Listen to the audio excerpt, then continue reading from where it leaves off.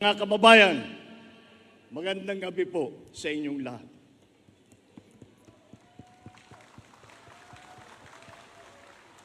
Alam niyo po, noong nakaraang linggo, dumalo ko sa mga parangal at nakipagdaupang palad sa ating mga kababayang taglay na kagitingan ng lahing Pilipino.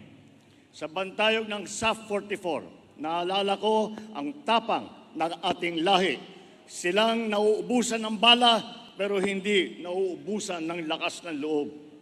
Sa inaugurasyon ng Lung Center of the Philippines, Lung Transplant Program, nakasalimuha ko ang mga walang takot na mga frontliner natin na sa harap ng rumaragasang COVID-19 pandemic ay hindi nagpatinag.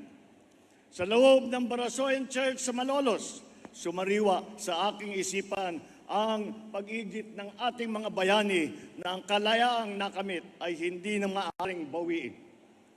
Sa pagyapak ko sa ating mga PWD na atleta na naghakot ng medalya sa Asian Para Games, nadama ko ang diwang ng paglulupig sa anumang balikid. Sa pagbukas ng higanteng petrochemical plant sa Batangas, tumambad sa akin ang sipag at talino ng mga Pilipinong manggagawa at mga nangangalakal. Bakit ko po isinasalaysay itong ngayon bilang pamungad ko na pananalita? Sapagat po, sa gitna ng pagdududa na walang pag-asa ang bayang ito, sila ang nagpapawalang bisa sa mga maling haka-haka at paniniwala.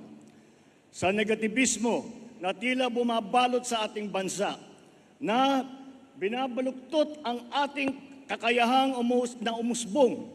Ang mga nababanggit ko, mga bayani, ang patunay na kahit gaano kahirap ang hadlang, kaya nating umunlad at magwagi.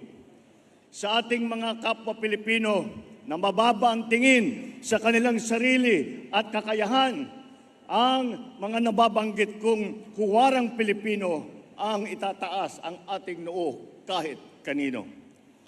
Sa mga makakasarili na pilit tayong hinahatak sa landas na tayo-tayo at prinsipyong kanya-kanya, ang mga nabanggit kong huwarang Pilipino ang patunay na may tagumpay kung sama-sama tayong nangangarap at sabay-sabay tayong kumilos. Sa totoo lang, sa bayang ito, hindi po mabibilang ang dami ng mga katulad nila, mga tanglaw na di kayang takpan ng kadiliman. My fellow Filipinos, it is in the spirit of our race's resolve to surmount odds, overcome difficulties, and triumph over fears that we gather here today. We face a complex and changing world. It calls for a united response that would make our nation strong, our economy sound, and our children's future secure. We cannot meet these challenges if no common purpose energizes us. We need to have a vision that moves us forward as a people united, a vision so compelling that it brings out the best in us, one that is feasible that every one of us will invest in. We must restore faith in ourselves by taking stock of what makes us a strong people, a resilient nation. We must dig deep into our valiant past, draw strength from the heroism of our forefathers, and let this heritage of selflessness propel us forward into the future. Malalim at marami po ang ating pinaguhugutan ng lakas. When dreams seem impossible, let us remember that our nation, Asia's first republic, was founded by patriots who were in their 20s, who never wavered in fighting for the freedom that we enjoy today. Because when the stakes are high, let us recall how Bataan and Corregidor survivors went and rebuilt a nation whose cities were in ruins, but whose spirits were not. When hard work looms, let us be inspired by the resilience of communities pummeled by typhoons, yet never let this annual stress of nature defeat them. Every generation who came before us was defined by the crisis that tested their mettle and that tried their souls. And as we rebuild, we must not return to a nation as it was before. We must create one that is better. We will only succeed if we overcome the crisis of confidence that clipped our wings long before COVID-19 struck. We have to begin by restoring faith in ourselves, belief in our strengths, and trust in our institutions. Only then can we have confidence to bravely confront whatever tomorrow brings. Ang balakid na nakakahambalang sa ating pag-unlad ay ang kawalang tiwala natin sa ating mga sarili, sa ating mga institusyon.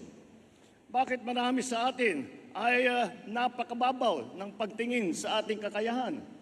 Bakit naging marupok ang paggalang sa mga batas at alituntunin? Simpleng batas trapiko, hindi nasusundan. Ang kalat, itinatapon kung saan-saan. Uso pa rin ang palakasan, talamak ang palusot. Gustong makalamang, ayaw lumaban ng patas. Hindi pwedeng ibunto ng sisi sa taong bayan paulit-ulit na pinangakuan pero hindi natutupad na pangako. Hindi natin pwedeng sumbatan ang masang biniguna ng maraming beses. Kaya ilang beses ko na itatanong sa aking sarili, paano ba natin hihilumin ang pagtatampo ni Juana at Juan de la Cruz? Paano natin ibabalik ang tiwala nila sa gobyerno, sa kanilang sarili, sa ating kinabukasan? Paano ba natin bubuhayin ang pananalig nila na kaya natin ang mga hamong parating? I believe that to win that trust, the government must show in deeds, not in words, that it is deserving of that trust. Government must lead by example, not by empty exhortation, but in ways that inspire confidence to our people, so they too will believe that the greatness they deserve is at hand. It must present an agenda for the future with clear benefits for our people. For only by providing clarity will they invest in it.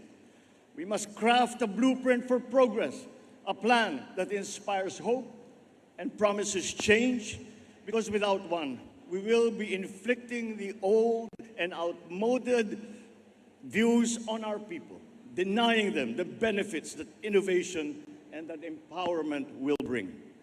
We now have that plan. The Philippine Development Plan of 2023 to 2023. Binalangkas ito ng lahat ng mga departamento ng ating gobyerno. Nagtoka ng mga gawain, nagkasa sa bawat sektor, sa bawat sulok ng ating bansa upang sama-sama tayong bumangon muli. It enumerates the sectors to which funds should be channeled, what nurturing policies must be planted so that these can contribute to the overall growth that we desire. It lists the infrastructure which we are building better and more. It paints the ideal human development index that we are all working to achieve. Ang Philippine Development Plan, yan ang isa sa mga batayang dokumento kung saan hinango ang Bagong Pilipinas, our brand of governance. Ang Bagong Pilipinas ay hindi slogan na basta lang binigkas o bumper sticker na kung saan na lang ikinakabit na ibiniburda sa damit. Ang layunin ng Bagong Pilipinas ay maglatag ng mga mithiin na dapat natin makamtan para sa kinabukasan ng ating bayan. Tapos na ang patsi-patsi na plano na iiba-iba na ang nangyayari lang ay nagkakawatak-watak tayo. It is time for bold thinking, accompanied by the strong will to execute it. As I have said many times, the mandate of the people should be devoted to achieving the grand, not wasted on the petty. I will not squander the sovereign people's trust by marching and grunting loudly, but staying only in place, when what you want is to surge forward bereft of drama. Bagong Pilipinas is not a political game plan that caters to a privileged few. It is a master plan for genuine development, the benefits of all our people. Bagong Pilipinas serves no narrow political interests. It serves the people. Bagong Pilipinas is not a new partisan coalition in disguise. It is a set of ideals that all us Filipinos, regardless of political creed or religion or wealth, can coalesce around. Bagong Pilipinas is addressed to all government officials and employees and citizens of this country. It is an invitation to all of us to think about being a Filipino and view the nation from a renewed perspective. It is a call for transformation, the transformation of our idea of being a Filipino, and the transformation of our economy, of governance, of society. Bagong Pilipinas transcends this administration. To those whose overheated imagination has been poisoned by toxic politics, Bagong Pilipinas is no Trojan horse. It conceals no agenda. It is a program of many workhorses driven by the love of country. The sweeping vision that it brings presents will not automatically come to fruition. It will require for all of us to work very hard. Such is not the assigned task of government alone, but it is the duty of every Filipino. This is not a plan drafted in isolation by those who govern. This is a plan drawn from the inputs of the sovereign. As such, it can only succeed with the people's participation. It can only succeed if the government will demonstrate the fortitude to do the hard work. And for this, I pledge, government will neither ask the people for sacrifices it will not exact first upon itself, nor impose a burden that is heavier than what people can carry. Sa Bagong Pilipinas, ang pagbabago ay nagsisimula sa pamahalaan. While power emanates from the people, change must begin from government. Kaya naman, ito ang aking mga mahigpit na tagubin sa mga kawani ng gobyerno. Una, bawal ang tamad at makupad sa pamahalaan. Walang puwang ang mga mabagal at sagabal sa serbisyo publiko. Services must be fast. Projects must be completed on time. Deadlines must be met per schedule. Distress calls must be responded to without delay. In whatever government office, red tape must be replaced with a red carpet. At saka palitan na ninyo yung sungit ninyo, palitan na ninyo ng ngiti.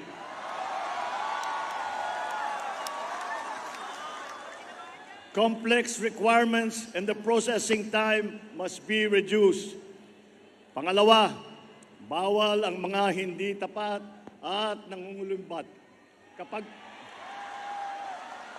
Kapag pera ng bayan ang nawala dahil sa katiwalian, ang mga taong paglalaanan sana ng pondong naglaho ay nananakawan. Sa Bagong Pilipinas, bawal ang waldas. Ang paghahanda, lalo na ang paggugol ng budget ng bayan, ay bukas sa publiko at hindi kinukubli. Walang parte nito ang kinukupit o sinusubig. Pangatlo, bawal ang mga pang-api at naghahari-harian. You are servants of the people, not their lords. Huwag nating pahirapan ang taong bayan, bagkus suklian ang kanilang tiwala ng magalang na panunungkulang. So let me reiterate this. Feedback is essential to government. Without it, mistakes cannot be corrected. Bad behavior cannot be sanctioned. Best practices cannot be learned, and good deeds cannot be commended. Sa Bagong Pilipinas, ang masama ay ireklamo, ang mabuti ay irekomenda. Ngunit ang mga papuri at puna ay hindi dapat hintayin kumatok na lang sa ating mga opisina. Obligasyon natin na nasa gobyerno na hanapin ito. Kailangan natin bumaba sa masa upang tignan ang kanilang kalagayan at alamin ang kanilang hinaing. Huwag iasa ang pagpisil sa kanilang pulso sa mga report lamang. Tapos na ang panahon ng pagkukuyakoy sa loob ng mga tanggapan ng gobyerno. Halimbawa, imbis na suriin ang isang suliranin sa walang katapusan baliktatan ng mga tao sa gobyerno, bakit hindi lang magkaroon ng konsultasyon sa mga naapektuhan? Sa Bagong Pilipinas, ang mga mamamayan ay dapat ligtas. Ligtas sa krimen, ligtas sa kalamidad. Sa mga pulis, ating mga bumbero, tiyakin ninyo na agarang pagresponde sa bawat tawag at sumbong. Ngunit, ang pinakamahalagang dapat bawasan ay ang dami ng tawag at sumbong sapagkat nangangahulugan ito na bumababa na ang bilang ng krimen. Ang inyong sigasig ay susuklian natin ng suporta of ample resources to move, to communicate, and to solve the problems that we are faced with, including tools to prevent a different kind of stealing. When contents of e-wallets are picked by cyber criminals, when their dirty hands reach our children through computer screens. We will boost the defenses of our people and communities against urban gardening, including turning idle lands into vegetable plots. We will no longer tolerate smuggled food that impoverishes our domestic producers and puts our consumers at risk. The ultimate objective is to make food affordable to all. And one way to achieve this is to make it accessible to consumers. We are addressing trading and transport bottlenecks. Itinigil din natin ang katotongan sa pagkokotong sa daan at sa pantalan sapagkat ang tong ay nagiging presyong ipinapatong sa mga mamimili. Sa mga barangay, ang kaayusan at kalinisan ay gawin nating tuloy-tuloy. Ang bawat bakanteng lupa sa inyong nasasakupan ay gawing halaman at gulayan. Sa mga barangay at SK official, maging modelo kayo ng isang tunay na mabuting mamamayan. May takot sa Diyos, may hiya sa kapwa at nangangalaga ng kapaligiran at kalikasan. Sa ating mga local government units, ang outstanding performance ng bawat barangay, munisipyo, lungsod at lalawigan ay patuloy na susukatin, kikilalanin at tututukan upang ang bawat sangay ng pamahalaan lokal ay tiyak na magiging epektibo. Sa mga miyembro ng ating kabinete, pangungunahan ninyo ang mga Bagong Pilipinas Town Hall Meeting ngayon. Ilahad ang mga bagong patakaran at mga bagong programa. Ipadama ninyo ang mga pagbabago na ginagawa at gagawin pa ng inyong departamento at hikayatin ang suporta ng bawat Pilipino sa mga patakaran at programang ito. Sa sambayanang Pilipino, araw-araw tayo mananalangin, magsusumikap at kumilos upang maging mas maginhawa ang pamumuhay ng bawat isang Pilipino sa ilalim ng Bagong Pilipinas. Sa Bagong Pilipinas, may pag-asa ang lahat. Ang pag-asa ng bayan ay nasa ating lahat. Mabuhay ang bawat Pilipino, mabuhay ang Pilipinas, mabuhay ang Bagong Pilipinas! Muli, President Ferdinand R. Marcos Jr. Mga kaibigan, sabay-sabay po natin isigaw, mabuhay ang Bagong Pilipino! Mabuhay ang Bagong Pilipinas!